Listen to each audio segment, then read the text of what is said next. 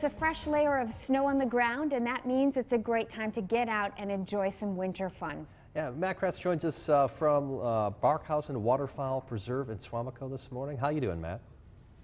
Good. How are you guys doing this morning? We're doing good. Hey, you're going to talk about snowshoes, right?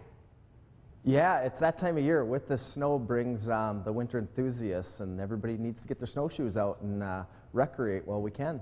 All right, tell us what you got. What we have are all of our different varieties of snowshoes here. And we're going to start with some of the more traditional ones, and this just gives people a good feel. If you were looking at purchasing a pair of snowshoes, maybe what to look for, the different designs and bindings that snowshoes offer. So I don't think anybody's going to start with a pair of snowshoes like this, unless of course you decide to build them in your backyard. But this might be one of the original style snowshoes that were made several thousands of years ago for people to explore the winter time and actually get around. That was a way of life back then. But our more traditional snowshoes, like this Alaskan style right here, it's made with a white ash frame, and then the decking here is made from sinew. It's actually part of an animal to use for the flotation throughout the decking here. So this is a rather large snowshoe, and snowshoes do go by how much the person weighs. We don't go by the foot size. So a large snowshoe like this Alaskan, great for deep powder snow and for around 200-pound person or so. Then we go to another style snowshoe here. Again, it's still the wooden frame, but this one's called an Ojibwa snowshoe. The Ojibwas have designed a snowshoe that had the pointed tip here compared to the Alaskan with the curved tip. This Ojibwa acts more like a cross-country ski. When you're using it, it cuts through like a knife, so it'll cut through that snow and keep your tip from digging into the snow. Another large snowshoe, great for deep powder snow or a heavier person.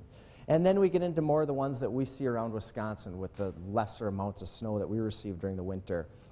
A pair like this modified bear paw or the Westover design. It has the curved tip, just like the Alaskan, but it also has the pointed tail, which is great for tracking.